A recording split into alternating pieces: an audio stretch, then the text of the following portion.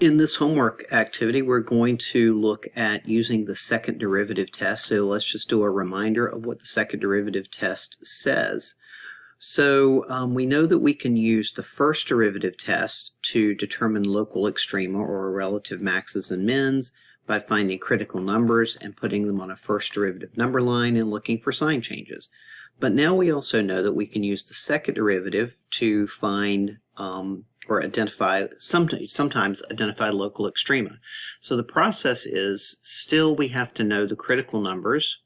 So we're going to have to figure out where the first derivative is equal to 0 or is undefined, because critical numbers are the numbers that have potential that could be where the local extrema occur, local max, local min, or relative max, relative min.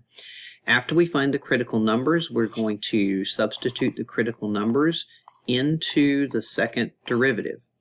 And if we substitute a critical number into the second derivative and we output a positive, then we can declare a local minimum or a relative minimum occurs at that critical number. And if we substitute the critical number into the second derivative and we output a negative, we can declare that a local or relative max occurs at that number.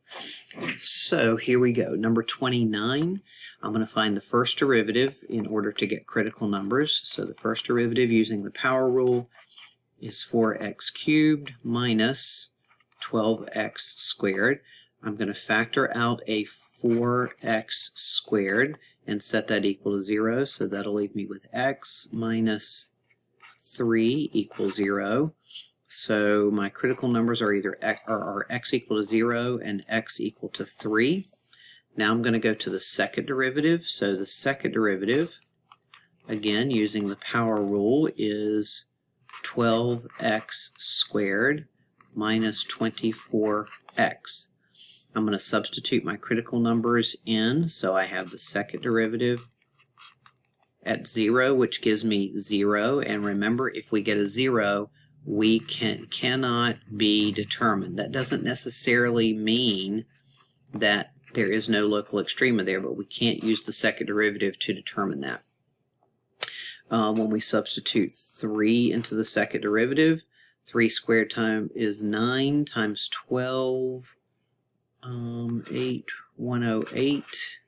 minus, what are we substituting? 3 times 24 is 72, which is greater than 0.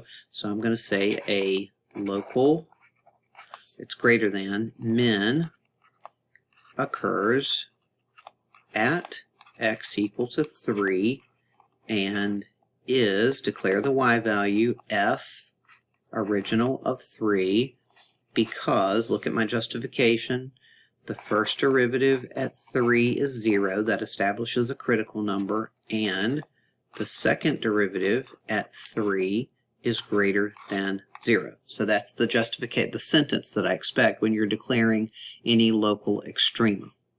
All right, let's move on to number 37. I'm going to clear these annotations, and in number 37 we're going to follow the same process as soon as the annotations clear. There we go.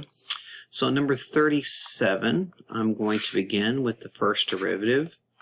I'm going to use the power rule, so I get 2/3 x, decrease the power by 1 to the negative 1/3 power, and the derivative of 3 is 0. I'm going to set 2 over 3 cube root of x equal to 0. I can see that at x equal to 0, the first derivative is undefined. Therefore, that 0 is a critical number.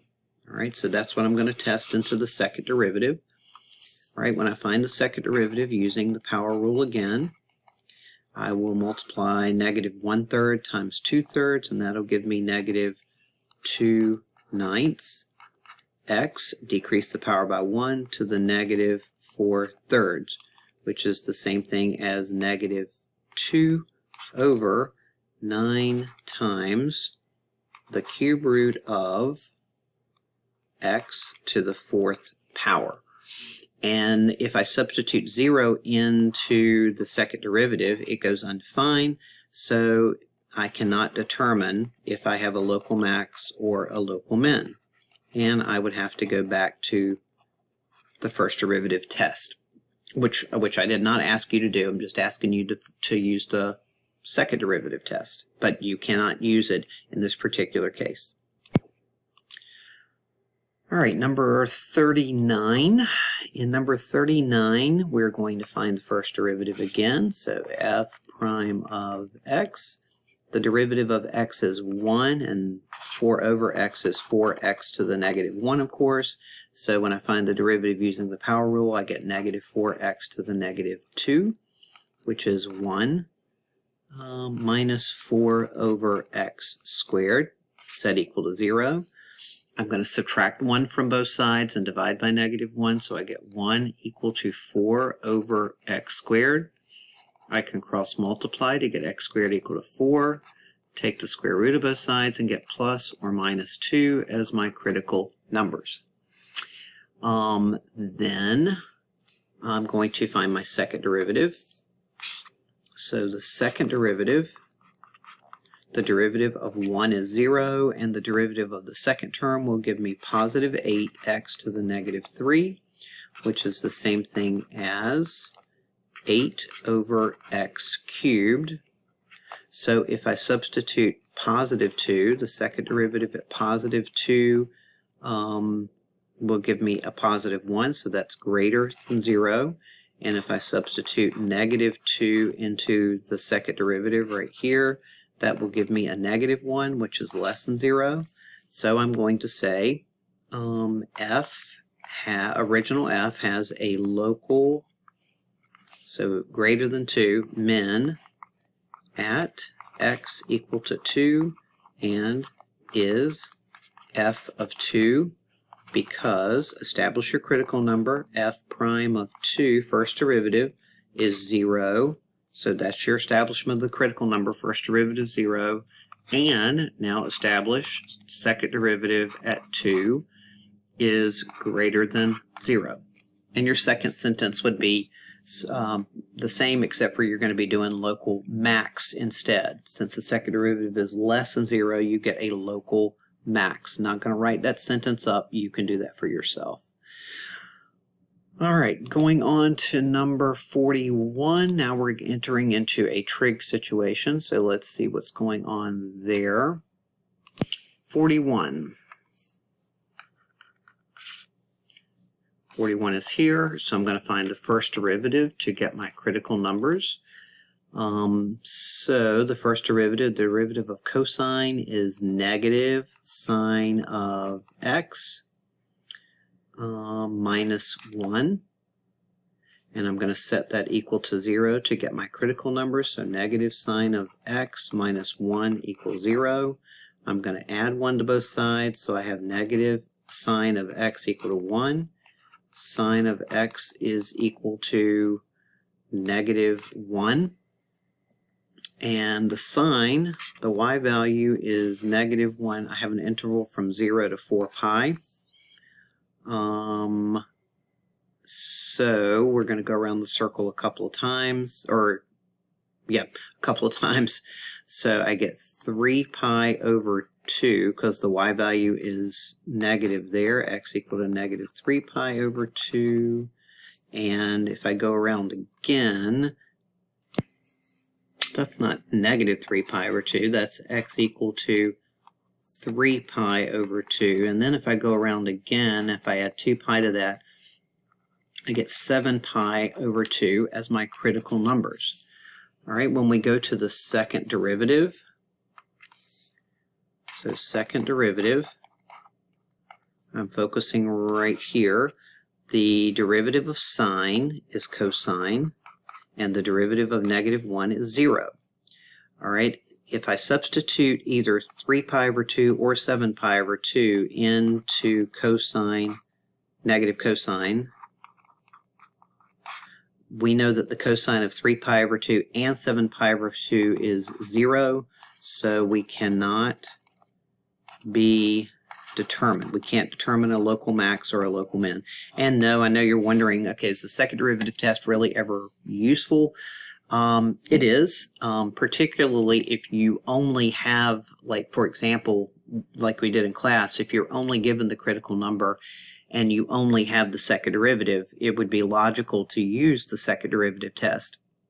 In these cases, many of them are would be forcing us back to the first derivative test anyway. So, all right, let's go to the last one, number 54. As soon as these annotations disappear. All right, number 54. In number 54, we're looking at arcsine, a good friend of ours. So we're going to take the first derivative. Whoops.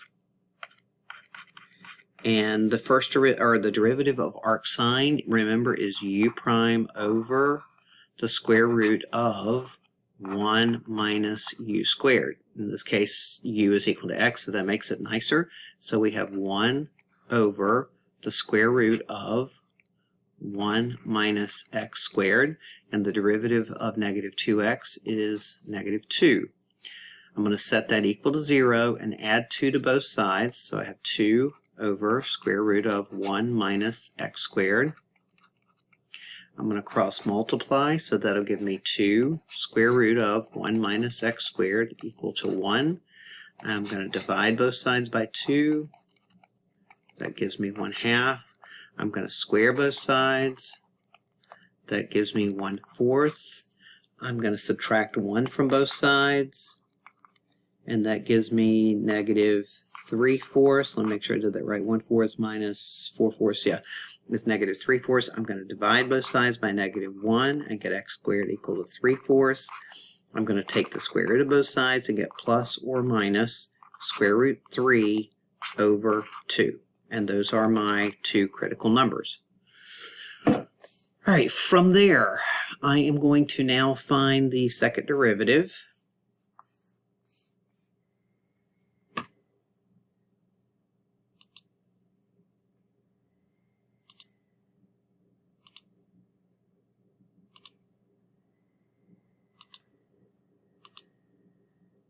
Sorry, I lost my little tools for the screen recorder. I didn't go away. Hold on. Okay, that was really strange. So then I'm going to come and I'm going to find the second derivative. I'm going to rewrite this term because I know the derivative of 2 is going to be 0. I'm going to rewrite this as 1 minus x squared to the negative 1/2 power. So I'm bringing that radical out of the denominator into the numerator so I can do the chain rule. So the second derivative will be negative 1/2, leave the inside alone, decrease the power by 1, that brings us to the negative 3/2 power, and multiply by the derivative of the inside. So be careful with that. I have a negative times a negative, which makes a positive. I have a 2 that will divide out of 2, so I end up with x over, I'm going to take that radical back to the denominator, the square root of 1 minus x squared cubed, and that's my second derivative. All right, this is going to be fun, so I'm going to substitute the critical number, the positive. Either way, I'm going to get, when I square, I'm going to get a positive. So I have, if I put square root of 3 over 2, well, I'll just write it in the numerator. I have a positive, so that's okay. Remember, all I need is the sign. In the denominator, I'm going to take the cube root of 1 minus. Now, I'm going to square the square root of 3 over 2. So that's going to end up giving me 3 in the numerator over 4. So this is 1 minus 3 over 4 cubed.